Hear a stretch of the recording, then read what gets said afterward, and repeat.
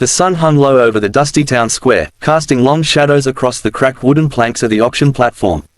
A small crowd had gathered, murmuring quietly, their eyes fixed on the boy standing at the center of the chaos.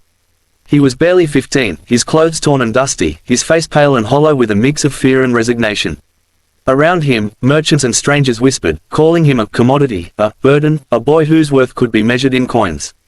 His name, like his dreams, seemed irrelevant. He had been sold to the town as an unwanted child, a so-called virgin boy, meant for labor or worse, the kind of transaction that left no room for compassion. The boy's heart thumped in his chest, each beat a desperate plea for escape that no one would answer. He closed his eyes for a brief moment, imagining a life that felt impossibly distant, a life where he could wake up without fear, laugh without shame, and call a place home. But reality was cruel. Reality was a hammer that threatened to crush him under the weight of greed and indifference. Then, from the edge of the crowd, a quiet figure emerged. She was small, stooped with age, her hands gnarled like the roots of an old oak tree, but there was a warmth in her eyes that seemed to cut through the haze of despair surrounding the auction. Martha had been a widow for decades, tending her farm on the outskirts of town. People often whispered about her solitude, calling her eccentric, yet there was a kindness in her that few could deny. She looked at the boy not as a commodity, not as a burden, but as a soul in desperate need of mercy. Without hesitation, she pushed through the crowd, her presence alone silencing the murmurs. "Stop," she said, her voice firm but gentle. The auctioneer paused, a gavel hovering mid-air. Martha's eyes met the boy's, and in that fleeting moment, he saw a spark of hope he hadn't dared to feel in months. "I will take him," she announced. Whispers erupted among the crowd. Some scoffed at her audacity, others shook their heads in disbelief. A widow, alone and with little to her name, was offering not just money, but a promise of safety, of care, of love. The boy's knees trembled as she approached, placing a hand on his shoulder. "You're safe now," she murmured. Her words were simple, yet they carried the weight of mountains. For the first time in his life, the boy dared to believe. He allowed himself a tentative smile, the corners of his lips shaking like leaves in a storm. Martha's farm was modest but alive with possibility, fields of golden wheat swaying in the wind, chickens clucking as they pecked at the ground, and a small garden bursting with vegetables. She handed him a basket of apples and said, "Eat. You'll need strength to start anew." Days turned into weeks, and weeks into months. The boy, whose name was Elijah, learned to plant and harvest, to mend fences, and to care for the animals that became his companions. He learned the rhythm of the seasons and the quiet joy of honest labor. Martha never pressed him to speak of the past, but in the silence of the evenings by the fire, Elijah sometimes shared pieces of his story. Each time, Martha listened without judgment, offering only understanding and encouragement.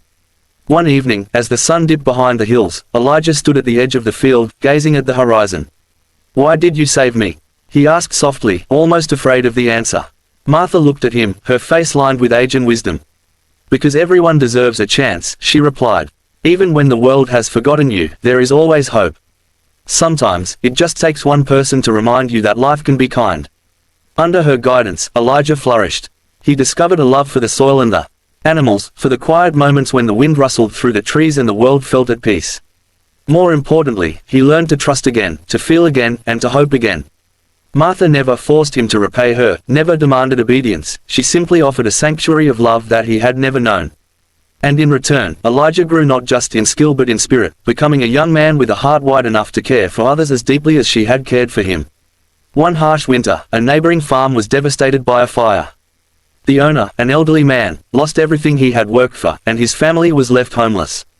Elijah, recalling the mercy Martha had shown him, organized a small group of neighbors to help rebuild the farm.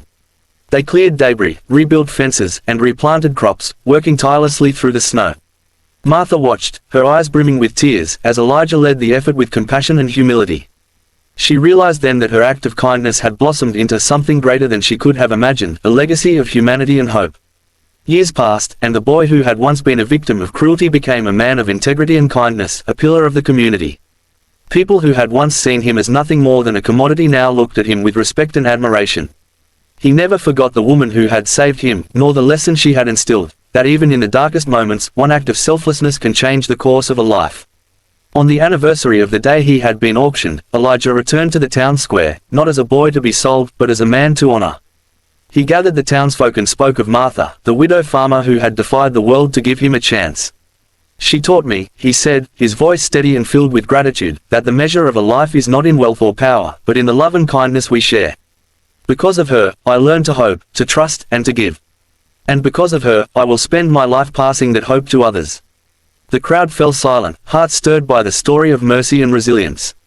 Martha, sitting quietly at the edge, smiled softly, her eyes glistening with tears.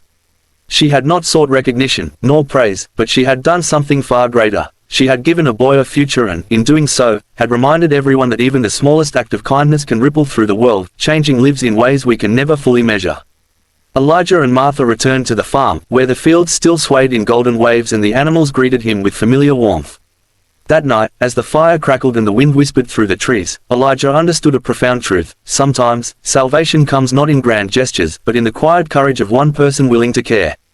And in that understanding, his heart was finally free, full of gratitude, hope, and a commitment to ensure that no one else would face the world without someone to believe in them.